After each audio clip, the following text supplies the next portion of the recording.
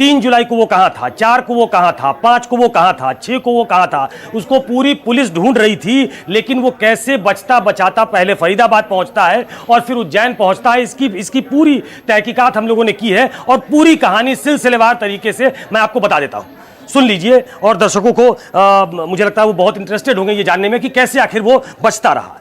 2 तारीख की ये घटना है। 3 तारीख की सुबह करीब 3 बजे के आसपास ये एक जगह पे पहुंचता है, कानपुर की एक जगह पे, और वहां से अपने एक दोस्त को फोन करता है। उस दोस्त का नाम है शुभम पाल। इसने शुभम पाल को फोन किया कि अपनी मारुति इको लेकर यहां पहुंचो। मारुति इको लेकर इसका दोस्त पहुंचता है और ये 3 लोग थे, अमर दुबे, कार्तिकेय शर्मा, कार्तिकेय मिश्रा और विकास दुबे। ये तीनों उस मारुति इको में सवार होते हैं। सवार होने के बाद ये उसके घर पहुंचते हैं करीब 6 बजे के आसपास।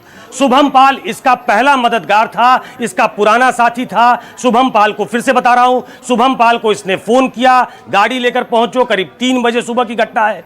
वो पहुंचता है और उसके घर पहुंच जाता है, ये तीनों बैठ के गाड़ी में, करीब 6 बजे के आसपास। ये 3 तारीख को वहां रहता है, ये 4 तारीख को भी वहीं रहता है। ये यूट्यूब पे, अखबारों के जरिए, टेलीविजन के जरिए पूरी खबरों पर नजर रखता है कि मेरे बारे में क्या खबर चल रही है, मुझे कहां बताया जा रहा है, क्या क्या हलचल है यूपी पुलिस की, क्या बाहर की पुलिस को भी तैनात कर दिया गया है क्या। ये पूरी घटना पे, बहुत शातिर आदमी था, पूरी घटना पे नजर बनाए हुए था। उसके बाद 4 तारीख को जब इसे लगता है कि अब यहां से निकल जाना चाहिए, पुलिस की दबिश बढ़ने लगी थी, तो 4 तारीख को शुभम पाल अपने अकाउंट से एक जालौन चौराहा है वहां पे आता है और अपने अकाउंट से एक बस में, सवारी बस है, सिंपल बस है, उसमें शुभम पाल इन तीनों का टिकट बुक कराता है। स्लीपर बस जिसको कहते हैं। ये स्लीपर बस में बैठता है दिल्ली के लिए।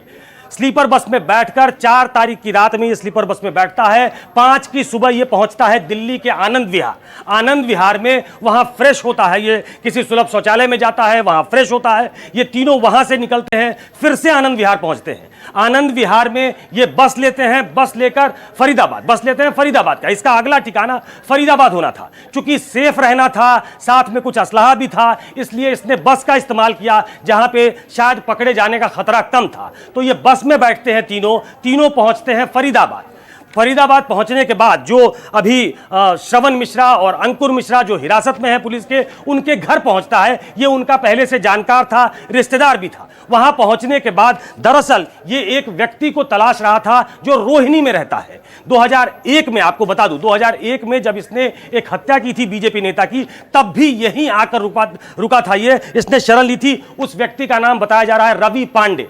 लेकिन चूंकि अपना मोबाइल इसने फेंक दिया था, इसलिए उसके पास नंबर नहीं था। यह मोबाइल से ट्रेस हो जाता, इस बात की आशंका थी, इस बात का डर था, इसलिए कोई मोबाइल इस्तेमाल नहीं कर रहा था। तो इसके पास कोई नंबर नहीं था रवि पांडे का। इसे सिर्फ 2 लोकेशन याद था कि एक पंछी पेठा वहां मिलता था और एक मारुति वर्कशॉप रोहिणी सेक्टर 1 में। तो ये आसपास, ये अंकुर मिश्रा के साथ बाइक पर सवार होता है फरीदाबाद से। बाइक पे सवार होने के बाद ये रोहिणी ले चलने के लिए कहता है। ये दोनों रोहिणी जाते हैं। रोहिणी में पंछी पेटा और मारुति वर्कशॉप सेक्टर 1 के आसपास ढूंढते रहते हैं। रवि पांडे का घर इसे नहीं मिलता है। तो बहुत ढूंढने के बाद जहां ये रुकना चाहता था वहां नहीं रुक पाता है, वापस आ जाता है फरीदाबाद।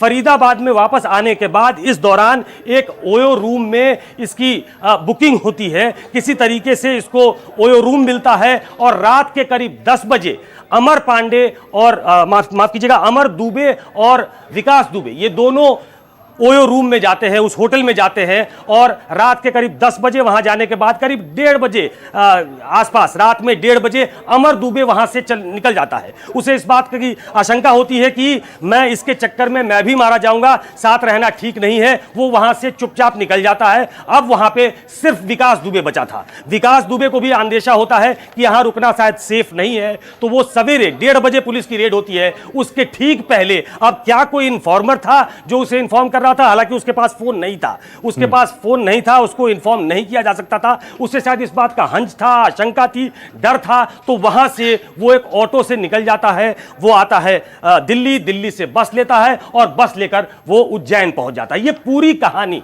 2 तारीख से लेकर अभी तक की पूरी कहानी है, जिसमें ये यूपी पुलिस को मात देता है, जिसमें ये दिल्ली में रहता है। दिल्ली पुलिस भी इसको नहीं पकड़ पाती, नहीं इसको लोकेट कर पाती है। उसके बाद ये हरियाणा पहुंचता है, फरीदाबाद, वहां फिर लोकेट नहीं हो पाता। उसके बाद ये फिर रोहिणी आता है एक बार फिर से, और रोहिणी में काफी समय तक घूमता है अपने एक सहयोगी के साथ, वहां भी नहीं पकड़ा जाता। उसके बाद ये फिर वापस जाता है फरीदाबाद, फरीदाबाद में फिर लोकेट नहीं किया जाता, और अगले दिन फिर ये बस से निकल जाता है उज्जैन। और उज्जैन में भी जिस तरीके से उसने उसकी गिरफ्तारी हुई है, वो गिरफ्तारी कम सरेंडर ज्यादा लगता है। तो ये 7 दिन की पूरी कहानी है विकास दुबे की, कि कैसे वो बचकर निकलता है।